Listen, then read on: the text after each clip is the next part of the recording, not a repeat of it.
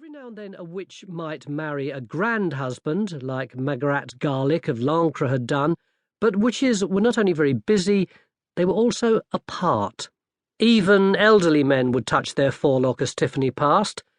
This wasn't just because of respect, but because of a kind of fear as well. Witches had secrets they never told. Well, to people who weren't witches. Alone in the crowd, Tiffany sighed. The witch was different. The witch knew things that you didn't. The witch was someone that perhaps you shouldn't anger. The witch was not like other people. Tiffany Aching was the witch, and she had made herself the witch because they needed one. Everybody needs a witch, but sometimes they just don't know it. And it was working. The storybook pictures of the drooling hag were being wiped away every time Tiffany helped a young mother with her first baby, or smoothed an old man's path to his grave.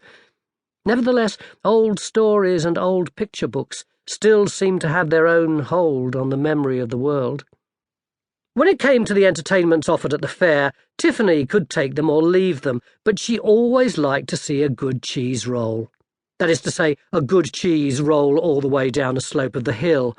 The maker of the cheese that reached the bottom unscathed won a belt with a silver buckle and the admiration of all.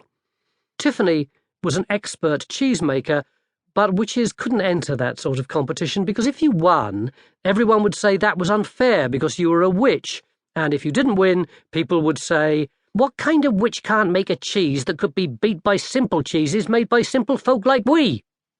There was a gentle movement of the crowd to the start of the cheese rolling. The slope was very steep indeed, and there was always a certain amount of boisterous rivalry between the cheese owners, which led occasionally to a broken arm or leg.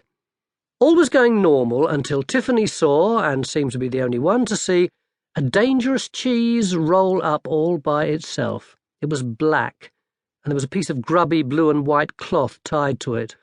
"Oh no," she said. "Horace." She spun around, carefully searching for signs of what should not be there. "Now, you just listen to me," she said under her breath. "I know at least one of you must be near. This isn't for you. It's just about people, understand?" But it was too late. The master of the revels blew his whistle and the cheese rolling commenced. The runners didn't so much run as roll and skid behind their cheeses, and cries went up when the black cheese not only shot into the lead, but occasionally turned round and went back uphill again in order to bang into one of the ordinary cheeses. Cheese runners flailed at it, but the piratical cheese reached the bottom again, just ahead of the terrible carnage of men and cheeses as they piled up, then rolled gently back up to the top and sat there, gently vibrating. At the bottom of the slope, fights were breaking out among the cheese jockeys, and since everyone was now watching that, Tiffany took the opportunity to snatch up Horace and shove him into her bag. After all, he was hers. Well, she had made him, although something odd must have got into the mix, since Horace was the only cheese that would eat mice, and if you didn't nail him down, other cheeses as well.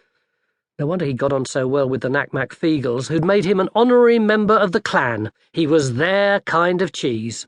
Tiffany said, "I know you're here, Rob Anybody." He was sitting on her shoulder. She could smell him. The Nac Mac Feegles always smelled something like slightly drunk potatoes. "The Kelder wanted me to find out how ye were biding," said the Feegle chieftain. "She's afeard that a harm may come to ye, ye're working sae hard and all." Tiffany groaned, but only to herself. "That is very kind of her, but there's nothing to worry about. I'm doing fine. And please don't take Horace out again in public. You know he gets excited." "Well, it says upon that banner over there that this is for the folk of these hills, and we is more than folk. We is folklore. Ye cannae argue with the law. So I can tell her that you're quite well in yourself, aye?" "Rob Anybody, I would be very grateful if you would do just that," said Tiffany, "because I have a lot of people to bandage." Rob Anybody frantically said the words he had been told by his wife to say. "The Kelder says there's plenty more fish in the sea, miss."